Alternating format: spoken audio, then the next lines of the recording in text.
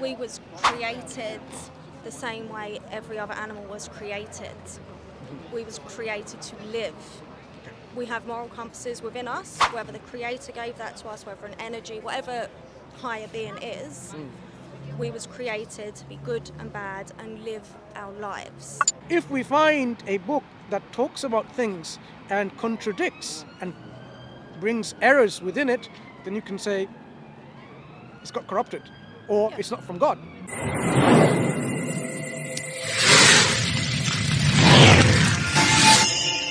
So the fact that we have one Creator means there will be one way of life instructed to us to live our life. That is what Islam teaches. Okay?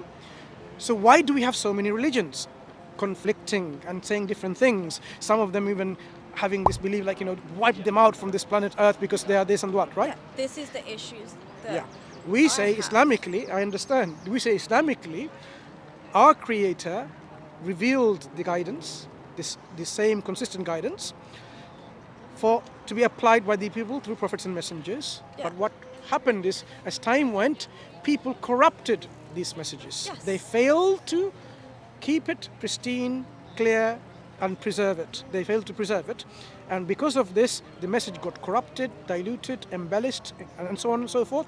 And that's why you have all of these problems that we see, because it is not the true message from God. So we say God, our Creator, when we say God, is a being who is worthy of worship. That's simply what God means, a being that deserves our worship, our gratitude. I mean, if, for example, you did something to someone, it is not because you did it because of something. That person, knowing that you've done that out of your kindness, your compassion, they will thank you for it. That thankfulness, that gratitude they're offering you is what they need to do, not what you want from them. Okay? So that's their gratitude. We have to worship God because we need to worship God, not because He needs our worship. I don't think we was created to worship. Okay. Our Creator tells us that we were created for our purpose, to acknowledge Him and to be grateful to Him. And that essence of being gratitude. But that's the bit I don't. Fine, we can discuss that. I know, I agree understand. that we was created the same way every other animal was created. We was created to live. We have moral compasses within us, whether the Creator gave that to us, whether an energy, whatever higher being is. We was created to be good and bad and live our lives, not to live by rules and regulations. What if you follow what is good and avoid what is bad and you live your life? Are you following something? Maybe I am. Because when you're following something good, you are following. So you have a code of conduct, code of life. Yeah, but I don't agree with the rules and But regulations of do you any agree? religion. Do you agree that we need to live our life to the best for everyone, for me and for everyone else? Yeah. That means not harming others, not oppressing others, not being unjust to others. Yes. Now, suppose our Creator told us this is how we should live your life. Would you have a problem with that? No, because I agree with that. Yeah. So that's why when we say to live our life in a particular way of living, that is God's way for us to live, our Creator. So you are not against that, you're against a form of way of life which goes against perhaps what you consider to be good, what you consider to be right, what you consider to be correct. That is what we need to differentiate. So in essence, we don't disagree. We are disagreeing with that message out there which creates division, which creates enmity, hatred, bigotry, which creates between people this idea of tension and saying you are less than the other, they are better than you and so on. Islam says this is not the message of God. That is not the message of God. Exactly, The message of God exactly on the contrary, that God created you to live on this earth in peace and tranquility and to be established in justice on this earth. He says He created the balance and He says do not transgress this balance. Would it be a wonderful world if we could all do that? Right. So as I can see, you agree in principle the essence of the teaching of Islam is to identify where is that message, because you see this message, remnants of it, part of it, here and there in different religions. We will say all of these belief concepts that we see around, we need to scrutinize and to find out which one is the clarity of message from our Creator, which you would be happy to follow.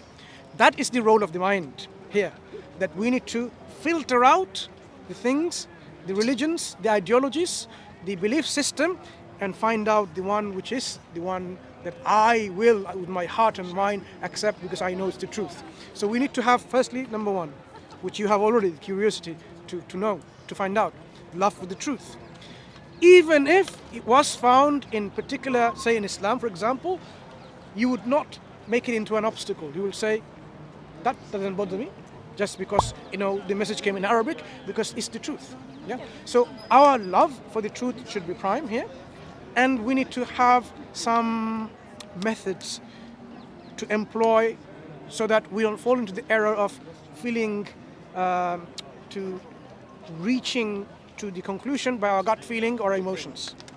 We need to remove our biases as much as we can.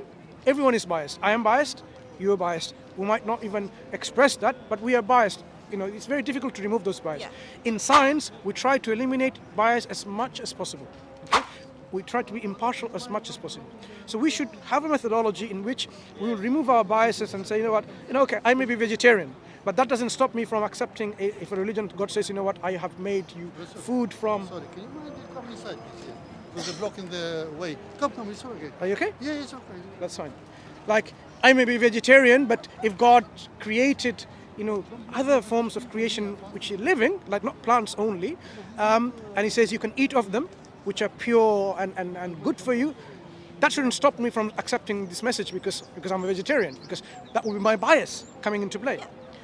Likewise, if I find that, my particular community is downgraded, that's not what it's called, is taken into account because what my community has done, that shouldn't stop me from saying, but the truth is truth. Because whatever my community has done, God is showing His judgment on this community because what they have done wrong. Yeah. So me belonging in a particular community, say for example, I was a Jew, okay, and I was supposed to be the chosen one, and now if God says no, because of your transgression, the message has now gone to somewhere else because you did not fulfill the duties and responsibilities. Now God has given the burden of responsibility to another community who will dispose of that responsibility for the whole. That shouldn't stop you from accepting the truth because it's now gone to somewhere else. Yeah. So we want to eliminate all these biases, and if we do likewise, you will see the only truth is when you filter out all of them, and that will be Islam remaining on the table. Polytheism, you can discount it because polytheistic belief system cannot be from our one and only true creator, because there is only one creator. You can say this is a message that has been corrupted. So unless we can go deep down and filter it and uncover and rediscover what the truth is, you can't really follow it because you don't know what is true and what is false. So when we examine all of these things, we have to really understand now how are we going to verify which one indeed is the true messages of God. Okay? So, criteria again. What are we going to use? We can use falsification tests, can we not? If we apply that test and it fails, it cannot be from God. Yeah? In science, of course. someone says, this is the experiment I did, and this is how you can prove me false by not able to replicate it. I'm giving you all these methods. If you're not able to demonstrate that the results you get with the same methodology, then there's something wrong with my method and so on, or my conclusion is not valid. Because if my method is correct and you follow it, you should be able to replicate my result. Because I'm using, for example, if I put 2 spoons of sugar, the taste of that sweetness of it should be the same every time you put 2 sugars, right? But if it doesn't, there's something wrong. Maybe my spoon is bigger, like that big, and of course it's going to be extra sweet. So when we are going to examine the religion, we have to use this correct methodology and ask for falsification tests. Now, Islam provides some falsification tests I can share with you and say it makes sense or not. It says, if this book was from any other than God, then you will find within this book, Quran, many discrepancies and inconsistencies and contradictions. Now, I think that makes sense, because if a book came from the DawahWise, the creator of the heavens and the earth must know what he's created. He's not going to make a mistake of something about the reality and say, and gets it wrong. He's not going to make a mistake and get history wrong, what happened to history in the past, because he's supposed to be the ever-living, all-knowledgeable creator, knowing every single thing that happens. So if we find a book that talks about things and contradicts and brings errors within it, then you can say it's got corrupted, or it's not from God. Okay, and you can examine these books likewise. You can examine the Bible, you can examine the Bhagavad Gita, you can examine the books of the Buddhist scriptures, whatever that you fancy. And when you examine it, you can come to certain steps of realization of how true this is or not.